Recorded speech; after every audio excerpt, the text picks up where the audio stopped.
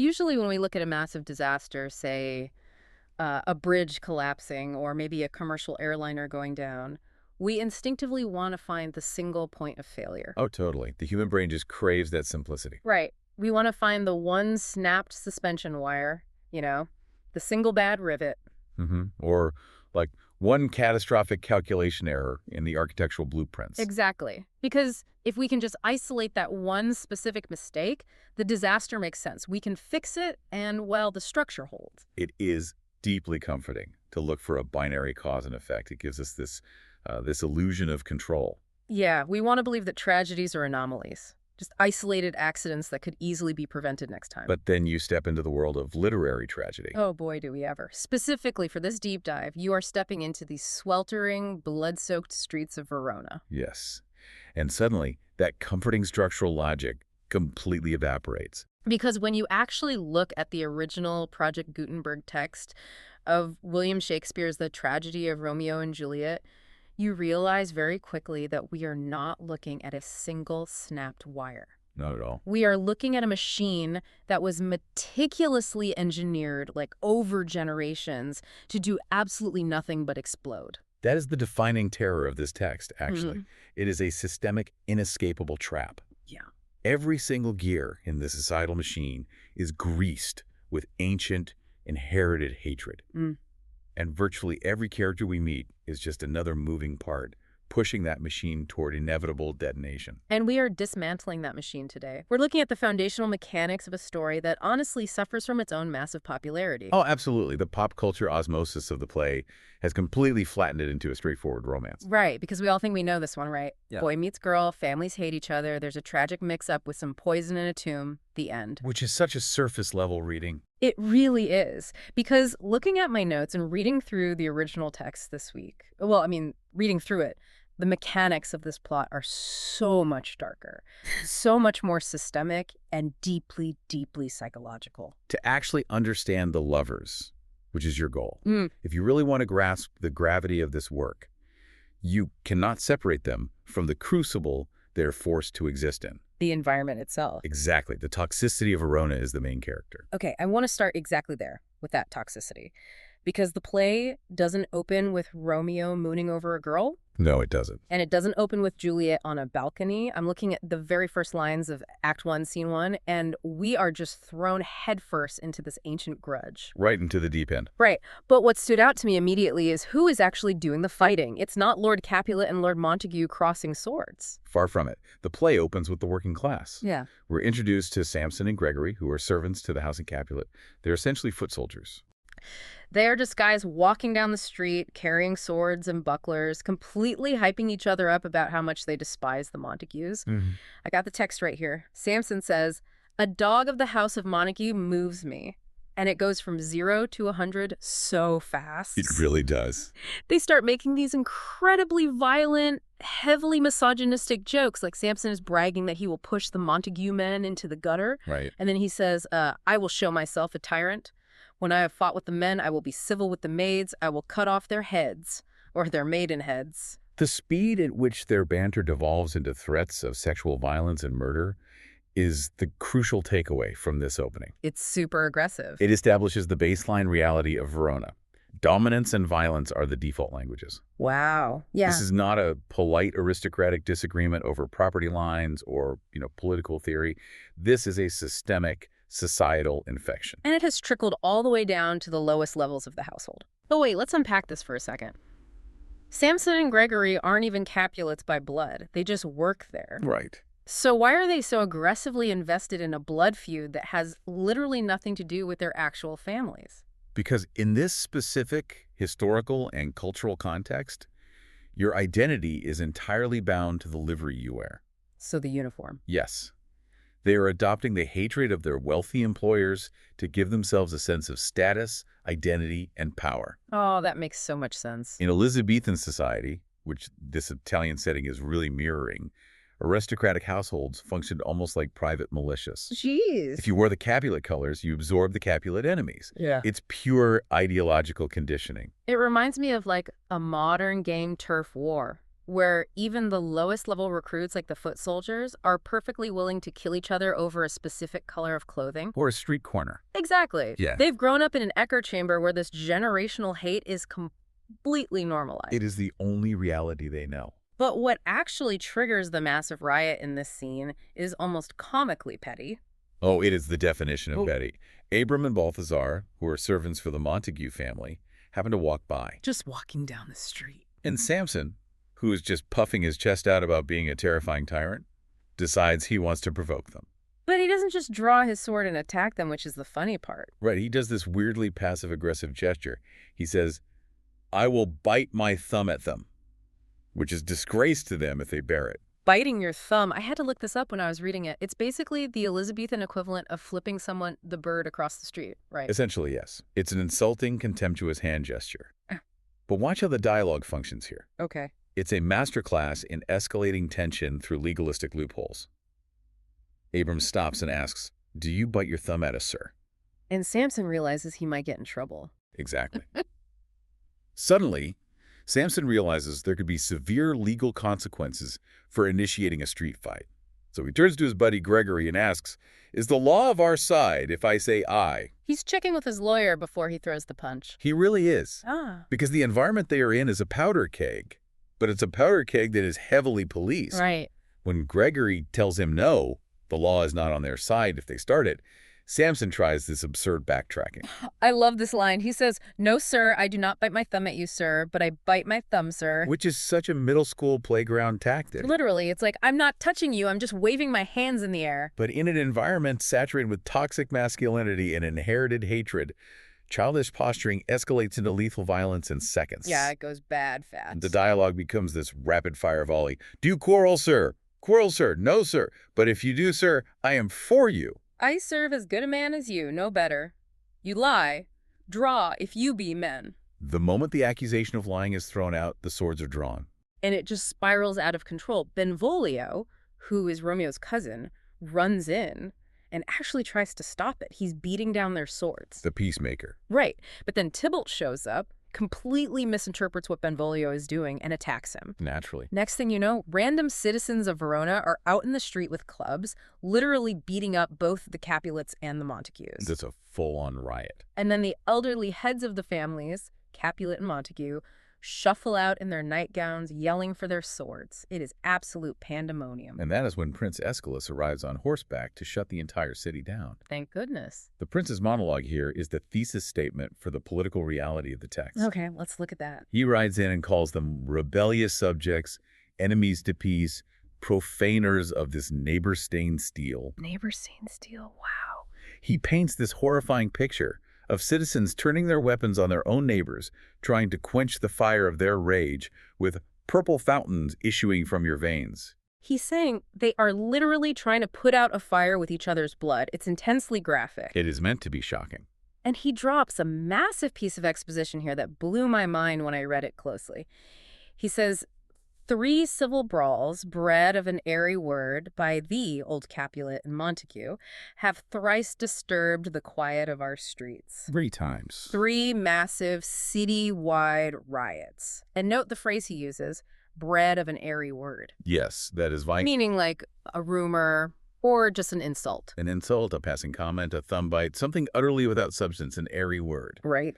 But because the hatred is so deeply entrenched, a word made of nothing but breath is enough to breed a civil war. He also uses this one specific word that I want to ask about because it feels really important to the whole vibe of the city. Sure. He tells the old men that they're forcing the ancient citizens of Verona to cast off their dignified clothes and pick up heavy weapons to part their cankered hate.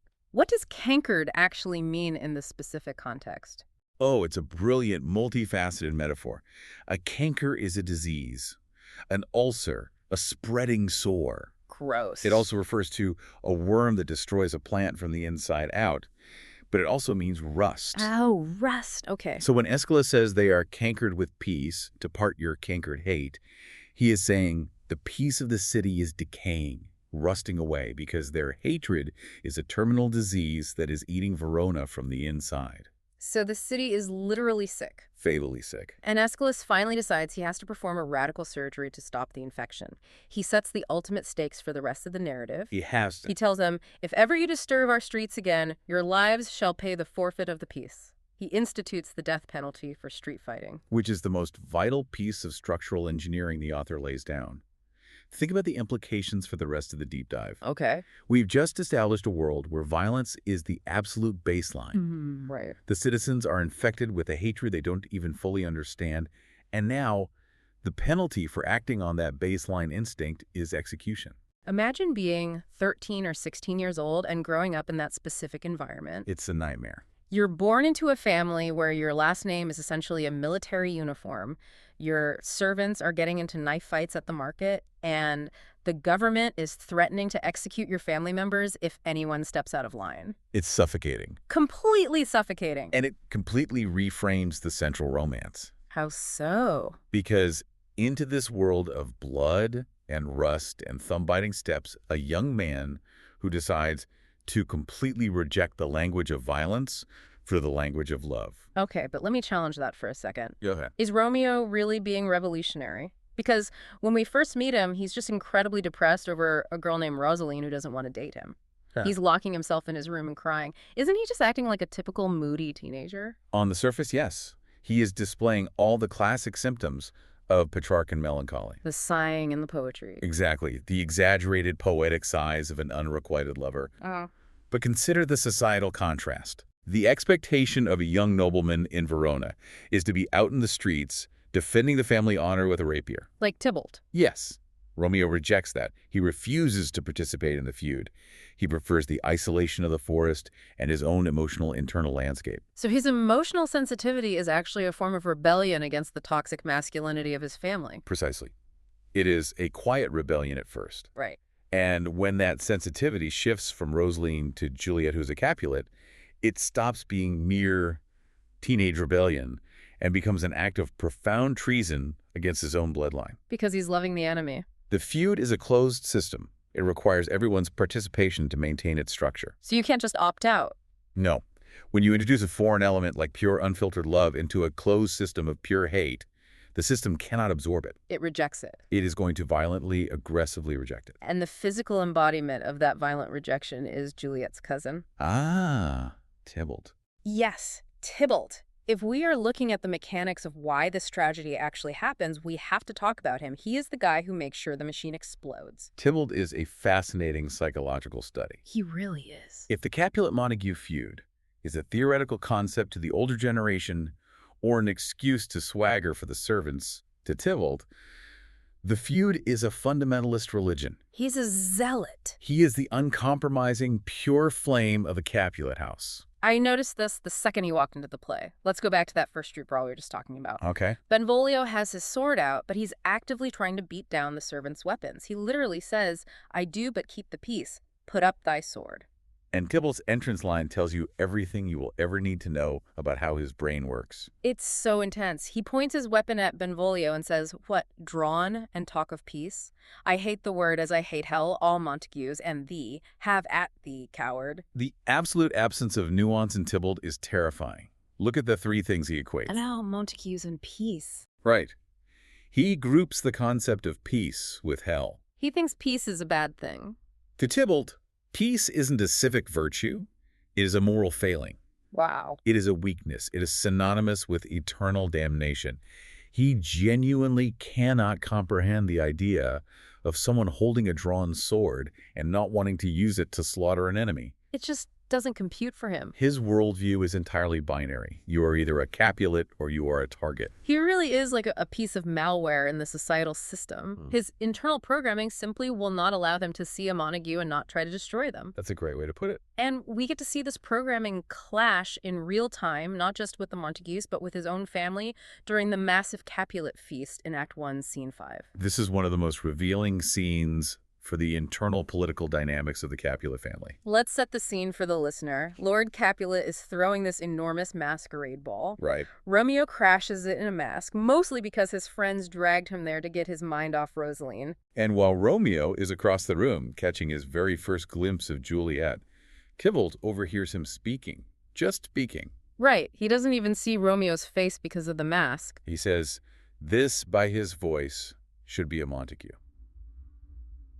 And what does he do? Does he tell someone? Does he keep an eye on him? No. His immediate knee-jerk reaction is, "Fetch me my rapier, boy." Instantly to violence. He wants to casually murder a teenager in the middle of his uncle's living room, surrounded by guests. And he justifies it with chilling efficiency. He says, "Now by the stock and honor of my kin, to strike him dead, I hold it not a sin." That's horrifying.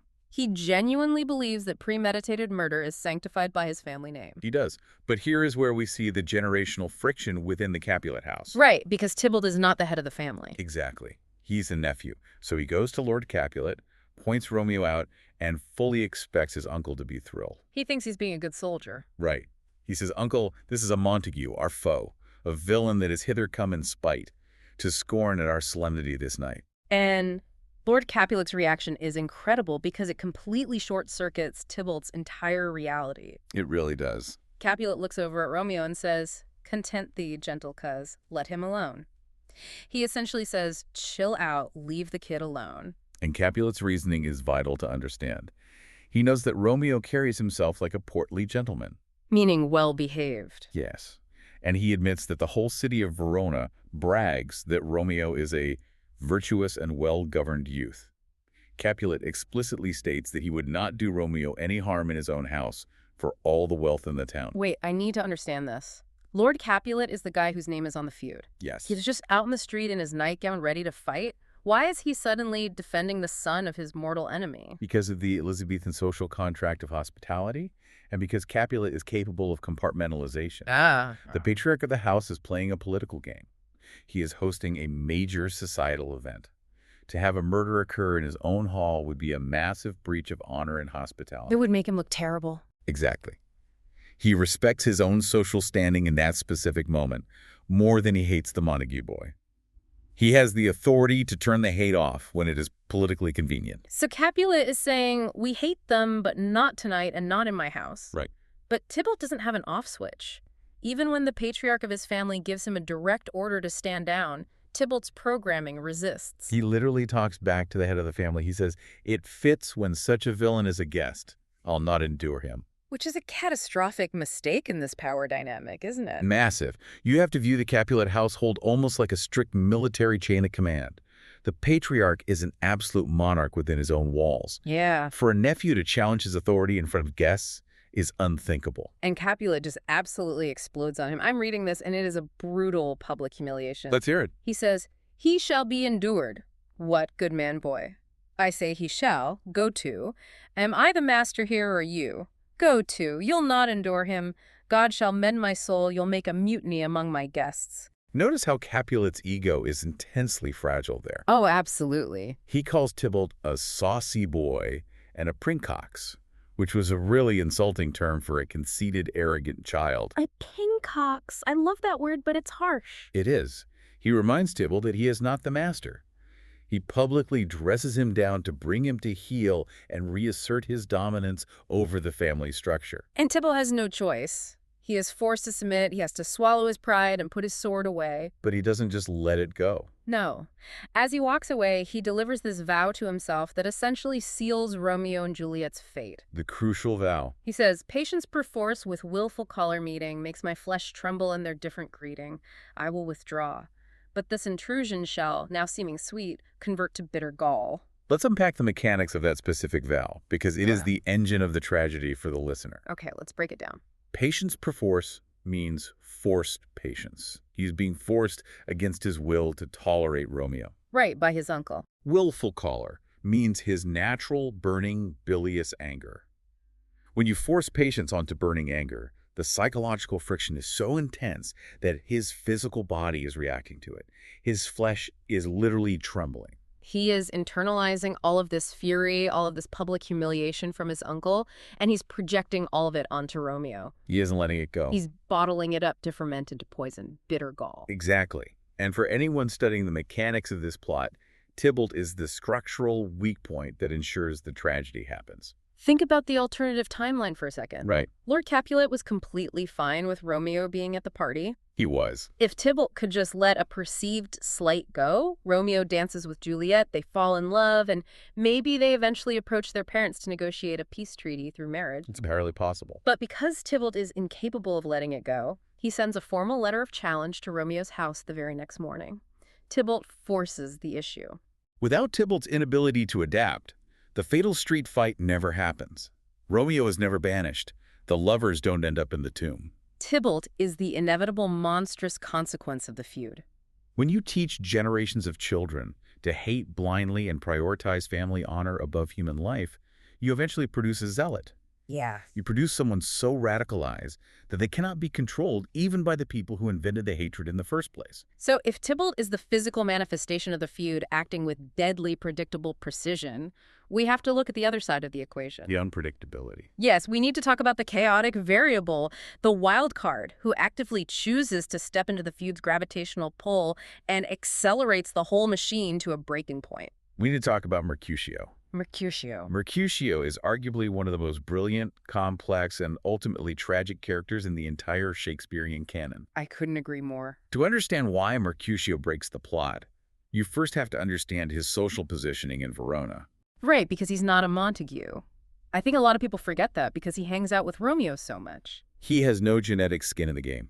None. Mercutio is a kinsman to Prince Aeschylus. He is a nobleman with ties to the absolute ruling authority of the city. He is completely outside the Capulet-Montague binary. So why is he even fighting their battles? Like, if he's related to the guy who just threatened to execute anyone who fights in the street, why is Mercutio constantly walking around with a sword looking for trouble alongside the Montagues? It's a manifestation of extreme privilege and deep cynicism. Oh, privilege. Yes. Mercutio inserts himself into this toxic environment almost out of a sense of aristocratic boredom. Wow. He's just bored. He treats the feud like a stage for his own wit and bravery. He doesn't respect the lethal reality of the hatred because he thinks he is above it. He views the entire world through a lens of biting intellectual nihilism. You see that nihilism so clearly in his most famous scene, which is the Queen Mab speech in Act 1, Scene 4. A phenomenal speech. It is. Romeo and his crew are on their way to crash the Capulet party. Romeo is dragging his feet, being his typical moody self, saying he has a soul of lead. Right. And Romeo says they shouldn't go because he had a dream that warned him it was a bad idea. Because Romeo believes that dreams are prophetic. He believes in fate, in the stars, in higher powers guiding his destiny. And Mercutio finds this utterly ridiculous. Utterly. And he launches into this manic, surreal, incredibly long monologue to systematically mock Romeo's romanticism. And it starts off sounding like a fairy tale. He says, I see Queen Mab hath been with you. She is the fairy's midwife. It sounds so innocent at first. Yeah, he describes this tiny fairy whose chariot is made of an empty hazelnut with spiderweb spokes, and she drives this chariot over people's bodies while they sleep to deliver dreams. It sounds whimsical. But when you look closer at the text, the dreams she delivers are incredibly revealing. They aren't sweet dreams. Look at the specific examples Mercutio uses. She gallops over courtiers' knees, and they dream of curtsying for favor. Over lawyers' fingers, and they dream of fees. Over ladies' lips, and they dream of kisses, though. Mab often gives them blisters because they eat too many sweets. And then it gets genuinely dark. He says she drives over a parson's nose, and he dreams of getting a richer church living. Great. Right. And then over a soldier's neck, and he dreams of cutting foreign throats, of breaches, ambuscados, Spanish blades, and then he wakes up terrified. The transition from whimsical fairy tale to grotesque, violent reality is Mercutio's entire thesis on human nature. He is asking a profound philosophical question here. He is. What are dreams? Yeah. Romeo thinks they are messages from the divine. Mercutio is arguing that dreams are nothing more than the base, biological, selfish, and violent urges of the human animal bubbling to the surface. He's saying we aren't guided by the stars. We are driven by greed, by lust, and by violence. Exactly. And when Romeo finally yells at him to shut up, saying, "Thou talkst of nothing," Mercutio admits it. He proudly admits it. He says, "True, I talk of dreams, which are the children of an idle brain, begot of nothing but vain fantasy, which is as thin of substance as the air." Mercutio is a cynic in the truest sense. He uses his relentless sarcasm and his towering intellect to mask the fact that he doesn't actually believe in anything. Nothing is sacred to him. He mocks Romeo's belief in true love constantly. Later in the play, he says Romeo is stabbed with a white wench's black eye, run through the ear with a love song. Just completely dismissive. To Mercutio, love isn't a spiritual connection. It is just a ridiculous physical punchline. But that very cynicism, that refusal to take anything seriously, becomes his fatal flaw. It is his undoing. Because he treats the feud like a game, he completely underestimates the people who take it seriously, like Tybalt. Which brings us to the most pivotal scene in the entire text. Act 3, Scene 1, the streets of Verona. Let's talk about the temperature of this scene because it feels really important. It is vital. It is a hot day. In Elizabethan humoral theory, hot weather literally boiled the blood and made people more prone to anger. Right, Benvolio, the peacekeeper, is practically begging Mercutio to go inside. The day is hot, the Capulets abroad, and if we meet, we shall not scape a brawl, for now these hot days is the mad blood stirring. And Mercutio, true to form, just gaslights Benvolio. Completely. He mocks him for being overly cautious, accusing Benvolio of being the kind of guy who would quarrel with a man for cracking nuts, having no other reason but because thou hast hazel eyes. Which is wild projection, because Mercutio is clearly the one itching for a fight. He's pacing like a caged tiger, and sure enough, Tybalt arrives. Tybalt is actively hunting for Romeo to settle the score from the party. Right, the letter of challenge. Yes. He approaches Mercutio and Benvolio, trying to be somewhat polite at first, saying, "Gentlemen, good den, a word with one of you." But Mercutio immediately starts poking the bear. He says, "And but one word with one of us. Couple it with something, make it a word and a blow." He is literally asking Tybalt to hit him. He wants it so bad. Tybalt ignores the bait for a second and says, "Mercutio, thou consortest with Romeo." The word consort means to associate with, but Mercutio intentionally misinterprets it as a musical term, a consort of minstrels, just so he can take offense. He says, "Consort? What, dost thou make us minstrels? Here's my fiddlestick, here's that shall make you dance." He grabs his sword. He is actively trying to provoke Tybalt into a lethal duel. And then Romeo enters, and the structural tension in this specific moment is suffocating because of the dramatic irony. The dramatic irony here is at its peak. Dramatic irony being, for the listener, when the audience knows something critical that the characters on stage do not know. Precisely. We know that Romeo has just come from Friar Lawrence's cell. He has secretly married Juliet. So in the eyes of the law and the church, Romeo is literally Tybalt's cousin now. Tybalt walks up to Romeo, calls him a villain, and tells him to turn and draw his sword. And Romeo refuses. He does the unthinkable. He says, "Tybalt, the reason that I have to love thee doth much excuse the appertaining rage to such a greeting. Villain am I none, therefore farewell. I see thou knowest me not." He even goes so far as to say he loves the name Capulet as dearly as his own. Try to imagine how this looks to Mercutio. It looks like madness. Mercutio doesn't know about the wedding. All Mercutio sees is his best friend, a nobleman of Verona, bowing down and submitting to the biggest bully in the city. It goes against everything they stand for.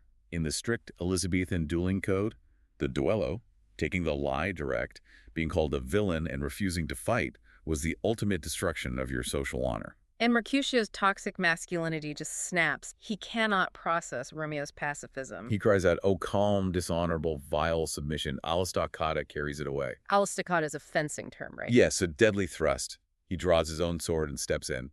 "Tybalt, you rat catcher, will you walk?" Mercutio steps in to defend a family honor that isn't even his, purely because he cannot stomach the perceived cowardice of his friend. Romeo panics. He tries to stop them. He reminds them that the prince has forbidden fighting in the streets. Romeo physically steps between them to beat down their weapons. And it is under Romeo's arm that Tybalt thrusts his sword and fatally wounds Mercutio. Tybalt flees, and Mercutio is left bleeding out in the street. I have to ask, why does the funny, cynical guy have to die here? From a structural standpoint, Mercutio represents the joy, the brilliant wordplay, and the comedic potential of the play. Right. While he is alive, there is a chance the story remains a comedy. When he dies, the genre of the text literally shifts to a tragedy.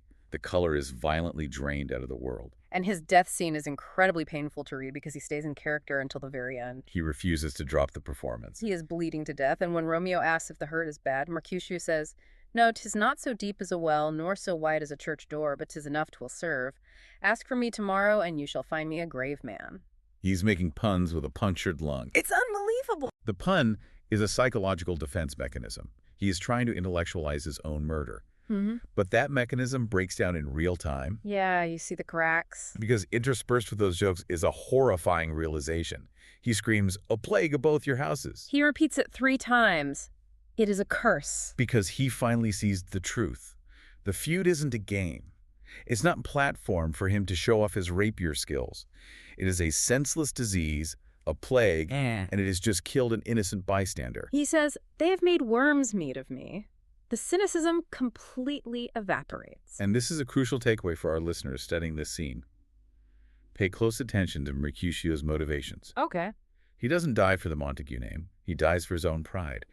He dies because he thought his intellect made him immune to the consequences of the violent world he was living in. And his death forces everyone else to stop playing games, too. The illusion of safety is totally shattered. Which launches us directly into the crucible of loyalties. The deaths of Mercutio and Tybalt act as a massive societal earthquake that forces every single surviving character to make an impossible choice. The secret, pristine world that Romeo and Juliet have tried to build is exposed to the harsh reality of Verona. The closed system is fighting back. Let's look at Romeo's impossible position right after Mercutio is carried away. He is devastated. Romeo is standing alone in the street. He is newly married. He just tried to be the peacemaker following the teachings of Christ and his love for Juliet, but his best friend is dead because he tried to stop the fight. Right. Romeo says, "My reputation stained with Tybalt's slander, Tybalt, that an hour hath been my cousin. O sweet Juliet, thy beauty hath made me effeminate, and in my temper softened valor's steel." The psychological guilt here is crushing. He blames Juliet. He blames his love for Juliet for making him effeminate, for making him weak in the face of Tybalt's aggression. The societal programming of Verona that honor requires blood is reasserting itself in his mind. So, when Tybalt returns to the scene, Romeo makes a conscious, fatal choice. He chooses blood loyalty and revenge over his marriage vows. He completely reverts. He tells Tybalt, "Away to heaven, respective lenity, and fire-eyed fury be my conduct now." Respective lenity meaning thoughtful mercy. He is officially abandoning the language of love Yeah. and reverting back to the baseline language of Verona's violence. It is a profound regression. It's tragic. He fights Tybalt and he kills him. And as Tybalt falls, Benvolio is screaming at Romeo to run, warning him that the citizens are up and the prince will sentence him to death. And Romeo doesn't run right away. No. He just stands there looking down at the body of his wife's cousin and delivers one of the most famous, devastating lines in the play. I'm fortune's fool. It is a moment of terrifying clarity. What does he realize in that moment? He realizes the trap has snapped shut. He thought he could outsmart the feud by secretly marrying Juliet. He thought he could transcend the system. But he couldn't. No. The structural fault lines of their family's hatred were always going to rupture. He realizes he has single-handedly destroyed his own future, reducing himself to a plaything of fate, fortune's fool. And the shockwaves of that rupture hit Juliet in the very next scene, Act 3, Scene 2. This scene is an absolute masterclass in psychological writing, and it requires deep analysis from us. It does, because we see the human brain attempting to process the impossible. Let's set it up. The scene starts with Juliet alone in her bedroom. She is waiting for the sun to go down so Romeo can sneak in for their wedding night. She's completely oblivious. She gives this beautiful, breathless, incredibly passionate soliloquy. "Gallop apace, you fiery-footed steeds." She is practically vibrating with anticipation and joy. And then the nurse enters. The nurse is carrying the rope ladder Romeo is supposed to use, but she is wringing her hands and wailing incoherently. "He's dead, he's dead, he's dead." The nurse is so hysterical that Juliet first thinks Romeo has killed himself, then she thinks both Romeo and Tybalt are dead. The communication is just awful. Finally, the nurse manages to communicate the actual truth. Tybalt is gone, and Romeo banished. Romeo that killed him, he is banished. I want the listener to really put themselves in the mind of a 13-year-old girl in this exact moment. The emotional whiplash is severe enough to induce psychosis. It's unimaginable. The boy she married 3 hours ago, the center of her entire universe, has just murdered her beloved cousin. How does the human brain process that kind of cognitive dissonance? Well, cognitive dissonance is the mental discomfort experienced by someone holding two or more contradictory beliefs or values simultaneously. Right. Juliet's brain is desperately trying to hold two completely opposed truths. Romeo is the beautiful, pure love of my life, and Romeo is a vicious, bloody murderer. The brain essentially short circuits. It does. And Shakespeare illustrates this psychological short circuit through a torrent of oxymorons. Oh, I'm looking at the text here, and the language completely fractures. Let's see the oxymorons. She cries out, "Oh, serpent heart, hid with a flowering face, did ever dragon keep so fair a cave? Beautiful tyrant, fiend angelical, dove-feathered raven, wolvish ravening lamb, despised substance of divinest show, just opposite to what thou justly seems, a damned saint, an honorable villain." Every single one of those phrases is a paradox. A beautiful tyrant. An angel that is a fiend. A raven with dove's feathers. She is asking how nature could put the spirit of a demon into the mortal paradise of such sweet flesh. She is verbalizing her own psychological fracture. She's trying to reconcile the monster with the husband. And the nurse, hearing Juliet spiral, chimes in with her own condemnation. The nurse says there's no trust, no faith, no honesty in men. Shame come to Romeo. And I find this fascinating. The external attack from the nurse is actually the catalyst that forces Juliet to choose. The nurse pushes her too far. It's a brilliant psychological pivot.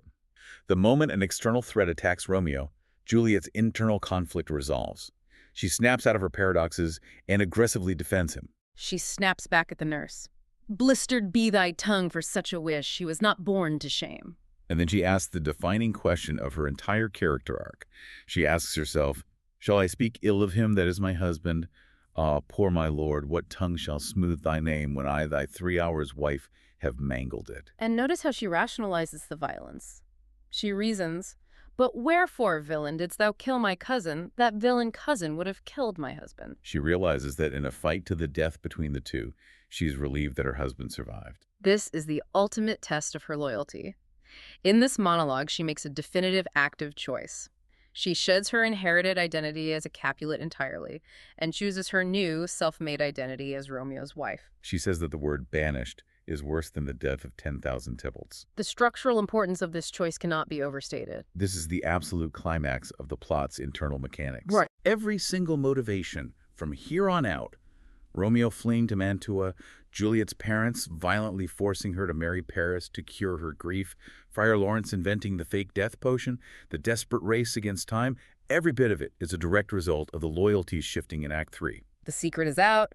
The closed system has violently rejected them, and now they're just scrambling to survive the radioactive fallout. Exactly.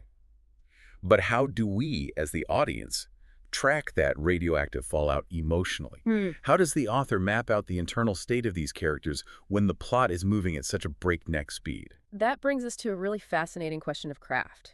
Because Shakespeare doesn't just rely on dialogue, he relies on highly engineered imagery. The poetic design. Yes, I want to shift from the mechanics of the plot to the poetic design of the play, specifically the motif of light and dark. If you track the references to light and darkness from the very first scene to the final tomb, you realize it is not just romantic poetry. It's a code. It is a highly calibrated emotional barometer, and it serves as a profound structural critique of Verona's society. Let's track it from the beginning, because it starts in a really unexpected place. Where does it start? Before Romeo even meets Juliet, his father, Lord Montague, is describing Romeo's depressive state to Benvolio, and he describes it using light and dark. Huh? He says that when the sun comes up, Romeo runs away from the light, steals home my heavy son, and private in his chamber pens himself, shuts up his windows, locks fair daylight out, and makes himself an artificial night. Romeo begins the play completely engulfed in darkness, both literally and emotionally. The artificial night represents his depression, his isolation, his emotional stuntedness. He is a black hole. But then he goes to the Capulet feast, he looks across the room, sees Juliet, and his entire vocabulary instantly shifts. The illumination. He says, "Oh, she doth teach the torches to burn bright. It seems she hangs upon the cheek of night as a rich jewel in an Ethiop's ear." Suddenly, Juliet is the source of luminescence in a dark room. And this imagery explodes in the famous balcony scene in Act 2. Romeo is hiding in the dark orchard. He sees her at the window above, and he says, "But soft, what light through yonder window breaks? It is the east, and Juliet is the sun. Arise, fair sun, and kill the envious moon, who is already sick and pale with grief." He has literally elevated her to a celestial body. She is the sun that banishes his artificial night. But here is where the motif becomes incredibly brilliant and incredibly tragic. We're conditioned by almost all literature to think of light as good and dark is bad. Right. Light usually means safety, truth, and life. Dark usually means danger, secrets, and death. But in Verona, the text completely inverts our standard associations. Which blew my mind when I realized it, because if you look at when the violence happens, it is always during the day. Aeschylus says the sun worships the peace they break. Benvolio warns that these hot days is the mad blood stirring. The light of public day in Verona is harsh, violent, unforgiving, and defined entirely by the feud. The daytime is when they are forced to be a Montague and a Capulet. Daytime brings the street brawls, the parental expectations, the forced marriages, the banishment. Therefore, the daytime is lethal to their love. So the nighttime, the darkness becomes their only safe haven. Exactly. The shadows are the only place where true love, honesty, and vulnerability can exist without being immediately destroyed by the society around them. You see this desperate inversion in Juliet's soliloquy we just analyzed. She isn't just waiting for Romeo, she is actively praying for the sun to die. She says, "Spread the close curtain, love-performing night, that runaway's eyes may wink, and Romeo leap to these arms, untalked of and unseen. Come, civil night, thou sober-suited matron, all in black." She is begging for the darkness to come and cloak them. She wants the night to hide them from the lethal reality of the day. And this inversion culminates in one of the most heartbreaking scenes in the entire play. Act 3, Scene 5. The morning after. It is the morning after their one and only wedding night. Romeo has been banished, and if he is found in Verona when the sun rises, he will be executed. They are standing at Juliet's window, and they were debating what bird they are hearing outside. It's such a tense moment. I'm looking at the lines here. Juliet says, "It was the nightingale and not the lark that pierced the fearful hollow of thine ear. Nightly she sings on yon pomegranate tree." Why is she arguing about ornithology right now? Because she is desperately trying to control reality. The nightingale sings at night. If it is the nightingale, it means it is still dark, which means her husband is safe in her arms. The lark, however, is the herald of the morning. But Romeo knows the truth. He does. He looks out the window and says, "It was the lark, the herald of the morn, no nightingale. Look, love, what envious streaks do lace the severing clouds in yonder east? Night's candles are burnt out, and jocund day stands tiptoe on the misty mountain tops. I must be gone and live, or stay and die." Think about the tragedy of that line. Jocund day, happy, joyful day, is literally a death sentence for him. The sun is coming up, and the light is going to kill him. As the sun rises, Romeo notes the devastating irony of their situation. He says to Juliet, "More light and light, more dark and dark our woes." It's a perfect encapsulation of their tragedy. As the physical world gets brighter, their emotional reality gets darker. The light exposes them to the poison of Verona. And tragically, this progression of imagery leads them directly to the ultimate darkness, the Capulet tomb in Act 5. The monument. When Romeo breaks into the monument with his crowbar, he is descending into the darkest, most macabre place possible. A subterranean vault filled with rotting bodies and centuries of Capulet bones. But look at the language he uses when he finally sees Juliet lying there, supposedly dead on her bier. He says, "A grave. Oh no, a lantern, slaughtered youth, for here lies Juliet, and her beauty makes this vault a feasting presence full of light." Even in the pitch black of a tomb, even surrounded by death, she remains his son. The imagery holds true to the very bitter end. That's haunting. The only place their light could exist undisturbed, free from the violent glare of Verona's daytime, was in the total, permanent darkness of the grave. It changes everything about how you read those lines. They aren't just romantic fluff meant to sound pretty. They are urgent, desperate codes. Absolutely. They are a psychological map showing exactly how trapped these characters feel by the daytime reality of their family's hatred. The light and dark motif is the aesthetic realization of the plot's mechanics. The societal feud makes the day lethal. Tybalt and Mercutio ignite the violence that banishes the lovers to the night. The shifting loyalties make their isolation complete, forcing them into the ultimate dark. It all ties together with devastating precision. Okay, let's take a breath. We have covered an immense amount of ground today. We really have. We started by exploring the inescapable gravity of the ancient grudge, seeing how it infected everyone from the street servants to the aristocrats. We watched Tybalt and Mercutio serve as the toxic gasoline and the fatal spark that burned down Romeo and Juliet's secret world. We examined the agonizing psychological shifts in family loyalty, especially Juliet's brutal cognitive dissonance and her choice to side with her husband over her bloodline.